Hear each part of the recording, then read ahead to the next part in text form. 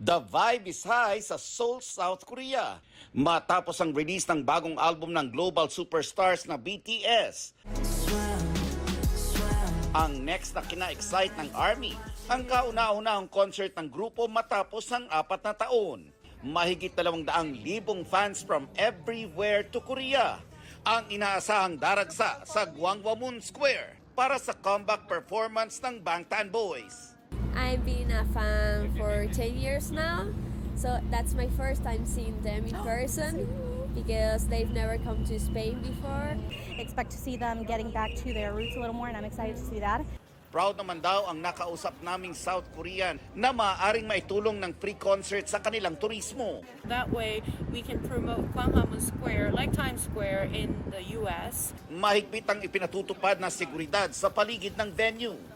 22,000 ang nakakuha ng free tickets para sa concert. Ang mga walang ticket na dumayo para nakita ang BTS in the flesh, kanya-kanyang strategy kung paano po pwesto para makapanood.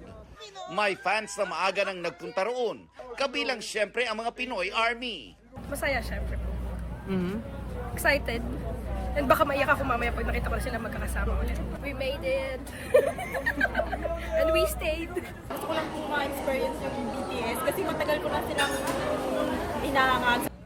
Kasama sa mga dumayong Pinoy ARMY sa Seoul, si kapuso artist Megan Young, kabilang ang kanyang ever-supportive ARMY husband na si Mikael Daes. Kagabi, BTS was in the stars nang magkaroon ng drone show para sa Bangtan Boys. Napawaw ang mga nanood sa nabuong imahen ng mga members, South Korean flag, at maging ang pamagat ng kanilang album at mga kanta nito.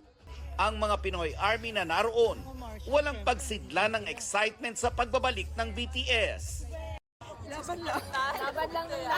Pilit mo lang, tapos bahala na bukas. Challenge yung sarili mo, paano mo siya babayaran? Ang magkakaibigan, ikinwento pa kung paano talagang pinag-ipunan ang BTS comeback.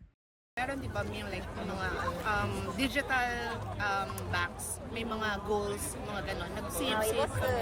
And every time may lapag ang BTS, may corresponding amount na ihuhulog doon. Ang pabiro pa nilang hirit, Card will provide. ang isa pang fan na si Therese, inilarawan naman kung ano ang naging epekto ng BTS sa kanya.